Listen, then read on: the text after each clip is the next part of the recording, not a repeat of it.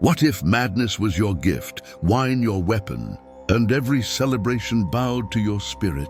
This was the destiny of Dionysus. Atop the majestic, cloud-shrouded peaks of Mount Olympus, where cool breezes caress the azure sky and the distant rumble of thunder echoes, Zeus, the mighty king of the gods, with his silver-gray beard and electrifying eyes, falls deeply in love with Semele, a beautiful mortal maiden from the ancient city of Thebes. Semele, with flowing black hair as dark as a moonless night, sparkling green eyes like fresh leaves, milk-white skin, and a smile that could enchant any god, meets Zeus in a lush garden filled with wild roses and jasmine under the shade of ancient olive trees. Their forbidden love blossoms amidst the scent of flowers and the soft murmur of nearby streams. But Hera, the jealous and powerful queen of Olympus, with her golden hair and eyes blazing with fury, who sits on her regal throne and sends spies across the earth, discovers this secret affair. Consumed by rage, Hera devises a cunning and sinister plan. She disguises herself as an old, kind nurse with white hair and a wooden staff, approaching Semele with deceptive warmth. With a trembling, manipulative voice, Hera convinces Semele to demand that Zeus reveal himself in his true divine form to prove his love. Semele, naive and deeply in love, makes this request. Zeus, reluctant and with worry in his stormy eyes, complies. Blinding lightning splits the sky, divine flames engulf everything, and Semele is incinerated in the heavenly blaze. Yet Zeus, with the speed of the wind and his boundless power, saves the unborn child from her womb, sewing it into his mighty thigh to nurture it in safety.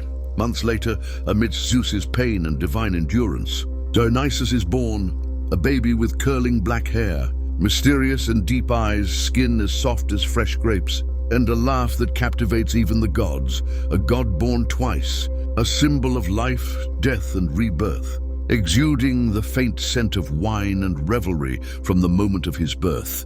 Hera, furious at the birth of this illegitimate child, sends giants and spies to destroy young Dionysus. To protect him, Zeus hides his son in the remote, mystical mountains of Nysa. There in lush forests, roaring rivers, and mossy caves, kind nymphs raise him. They feed him with wild goat's milk, lull him with ancient songs, and shelter him in crystal-lit caverns. The child god laughs as flowers bloom at his touch. Wild beasts grow tame, and even the winds play with him. But Hera's wrath follows. Massive stone-bodied giants storm the mountain to crush his refuge. For the first time, Dionysus unleashes divine madness, driving the monsters insane until they destroy one another. Wounded yet unbroken, he escapes the ruins, stronger and ready for greater trials. As a youth, Dionysus wanders the damp, sun-dappled forests of Nysa. With long curly hair, a leopard-skin cloak and a crown of leaves, he notices wild grapes glowing in the golden light.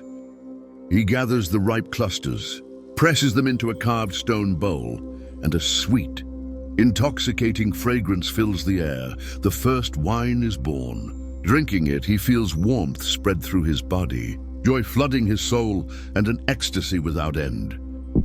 Excited, he shares this divine drink with the nymphs. Around the fire they dance, sing ancient hymns, and even the animals join the revelry. In this moment, Dionysus realizes his gift, the power to inspire, to bring joy, and to unleash controlled madness. With shining eyes, he vows to carry this sacred gift to the world, though he knows Hera's dark schemes still await him. Now a powerful, charismatic young man, Dionysus sets out to find loyal companions. First he encounters the satyrs, mischievous half-goat, half-human beings, full of laughter and energy. Their leader, the old and cunning Silenus, always clutching a brimming cup of wine, pledges loyalty with a hearty laugh. Soon the Maenads join him, wild, ecstatic women with untamed hair, animal skins for garments, and ivy-wrapped thyrsi in hand. Drunk with divine frenzy, they possess extraordinary powers. To charm animals, to fight with fearless strength, even to heal wounds. At night, they gather around blazing fires, drinking wine, singing, and whirling in frenzied dances that shake the forest. Dionysus blesses them with resilience and divine madness as a weapon. His band grows into a vibrant army of revelry, ready to march across the world with wine, music, and ecstatic celebration.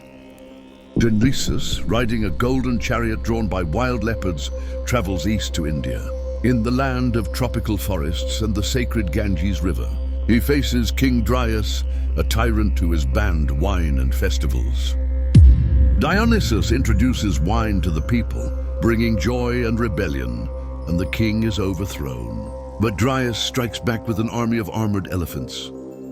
Dionysus unleashes divine madness upon them, and the beasts turn against their own riders, destroying the army. Victorious, he builds grand temples and establishes wine as a sacred gift. Yet the bloodshed leaves a dark shadow on his soul, forcing him to reflect on the duality of his powers. On his way back from India, Dionysus sails across the Mediterranean but is captured by Tyrrhenian pirates who mistake him for a wealthy prince. On the wooden deck, the ropes fall from his hands, and with a calm smile, he reveals his power. Vines cover the ship, red wine floods the boards, and he transforms into a roaring lion. Terrified, the pirates leap into the sea and are turned into dolphins. Only the old captain, who recognized the god's divinity and showed respect, is spared. This tale spreads through harbors and cities, making Dionysus feared and revered as a mysterious, powerful god.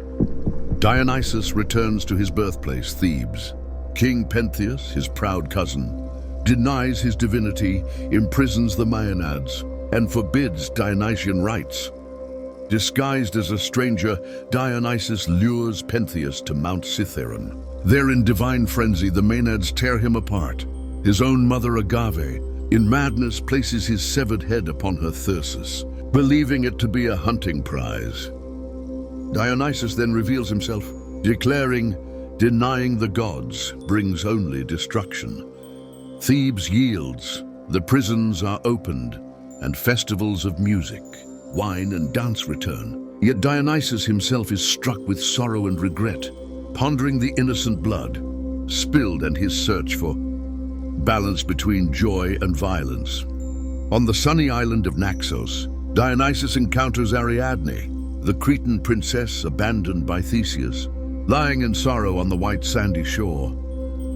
With enchanted wine, he soothes her grief, and love blossoms between them. Under the stars, they marry in a celebration filled with music, dancing Maenads and flutes.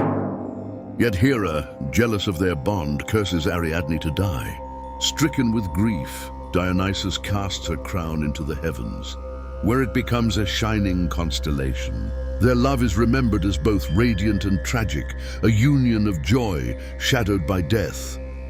Yearning for his mother Semele, long dead, Dionysus resolves to descend into the dark, cold realm of Hades. Clutching his ivy-wrapped thyrsus, he crosses a misty black lake where the whispers of lost souls echo. He faces Cerberus, the monstrous three-headed dog with glowing red eyes and sharp fangs, but calms it with intoxicating wine, lulling it to sleep. In the depths of Hades, amid black rivers and endless caverns, he finds Semele, now a serene, divine spirit, Theona. Together they ascend to the upper world. When towering giants with stone-like bodies and blazing eyes storm Mount Olympus, the earth trembles beneath their wrath.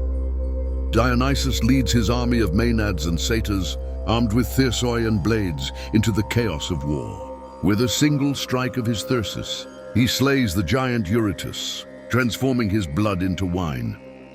Madness seizes the other giants, turning them upon one another in fury. The battlefield is drowned in blood and echoes with their death cries, until Dionysus emerges victorious. This triumph secures his eternal place among the Olympians, but it also reveals his duality, bringer of ecstatic joy and ruthless violence. Forever scarred by the memory of battle, after the wars, Dionysus brings theater to Greece. In the Dionysian festivals of Athens, Actors with colorful masks and lavish costumes perform myths on stage.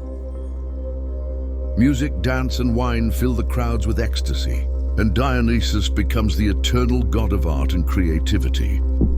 In Thrace, King Lycurgus bans wine and hunts the Maenads. Dionysus drives him mad, and in his frenzy he kills his own son, mistaking him for ivy.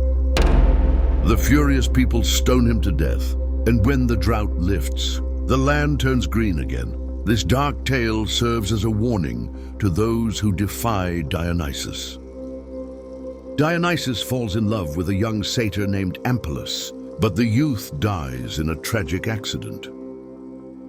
Heartbroken, Dionysus transforms him into a grapevine, the source of wine. From his grief, rituals of mourning are born, with songs of sorrow and bitter wine, keeping Amyclas's memory alive.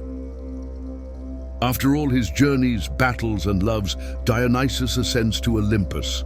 Zeus welcomes him as the 12th Olympian god, and even Hera reluctantly accepts him. A great divine feast is held, fountains flow with wine, satyrs and Maenads dance eternally, and heavenly music fills Olympus with endless joy. Today, Dionysus lives on in every cup of wine, every wild festival, every theater play with its vivid masks, and every ecstatic moment of joy. He is the symbol of freedom, creativity, and celebration, yet also shadowed by violence and death. His story teaches, celebrate life, drink and dance, but beware the hidden power of madness. The laughter and frenzy of Dionysus echo through eternity. If his tale stirred your soul, raise your like and comment as an offering, and subscribe to join his endless revelry.